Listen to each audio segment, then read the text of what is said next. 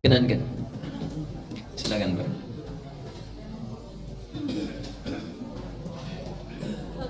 Terima kasih waktu yang diberikan. Assalamualaikum warahmatullahi wabarakatuh. Diulang, Pak. Diulang. Salamnya diulang.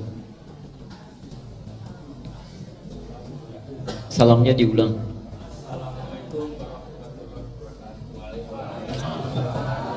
Yang kedua itu yang pengen saya dengar. Kalau Bapak sunnah mengucapkan salam, tapi menjawabnya wajib. Saat Bapak mengucapkan salam, yang jawab cuma 1-2 orang. Padahal perintah Qur'annya jelas. An-Nisa 86. Wa idza hayyitum bitahiyatin fahayyu bi ahsana minha aw rudduha. Kalau diberikan penghormatan lewat salam, maka segera respon. Bahasanya pakai fa. Tadi kalau fa itu ada jeda atau tidak? Tidak ada. Jadi selesai diucapkan cepat jawab. Jangan dikasih jeda. Ngobrol dulu sebentar baru dijawab waalaikumsalam. Tidak. Jawab dengan serupanya atau yang lebih baik daripadanya. Silakan, Pak. Saya ulang. Terima kasih waktu yang diberikan.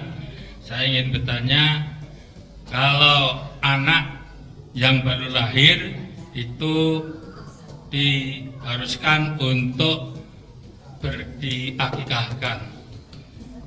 Ada orang yang menyebutkan bahwa apabila anak itu tidak diakikahkan, maka doa anak itu kepada orang tuanya sampainya atau nyampainya itu lama.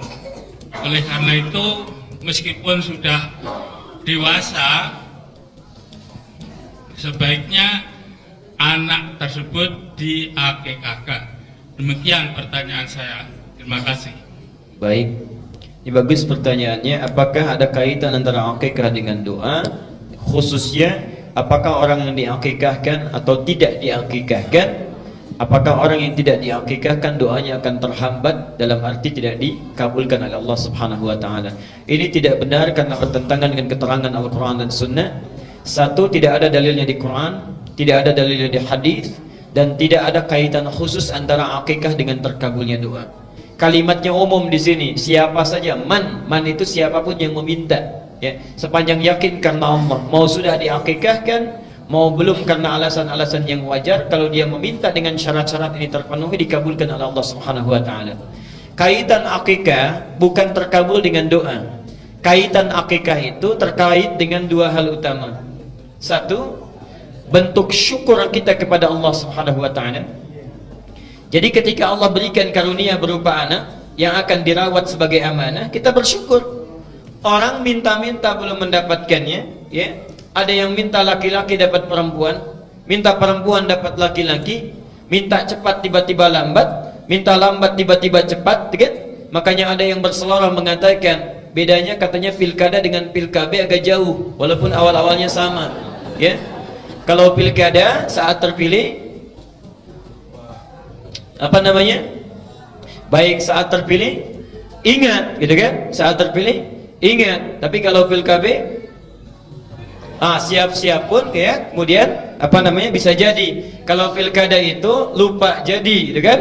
Baik, lupa jadi lupa. Mohon maaf, kalau pilkada jadi lupa, setelah dipilih lupa, ya. Tapi kalau pilkada lupa pun jadi, kata para ulama itu. Nah, kaitannya itu satu dengan syukur. Jadi setelah Allah berikan, orang lain belum dapat, kita dapat, syukuri itu. Ada akikah. Kemudian yang kedua, ini yang paling penting. Akikah itu dari kata akqa. Apa itu akqa? Akqa itu sesuatu yang dibelah, dipotong.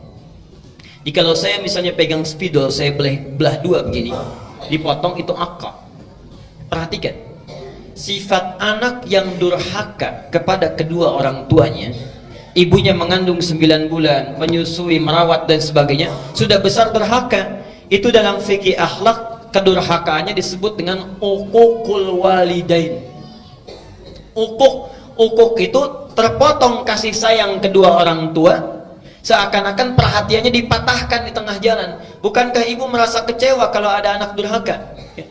Setelah dirawat apa dan sebagainya, tiba-tiba anak itu luar biasa berperilaku buruknya.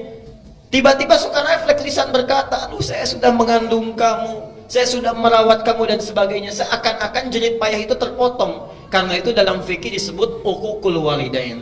Nah, upaya untuk memotong sifat jelek ini supaya tidak tumbuh di kemudian hari, dalam bahasa fikih disebut dengan akikah. Jadi akikah itu kaitannya dengan dua hal. Satu syukur, yang kedua permohonan doa kepada Allah. Dengan ikhtiar ini memohon supaya sifat-sifat hewaninya itu dipotong lebih dini supaya tidak tumbuh dan mudah diarahkan di masa yang akan datang. Jelas ya?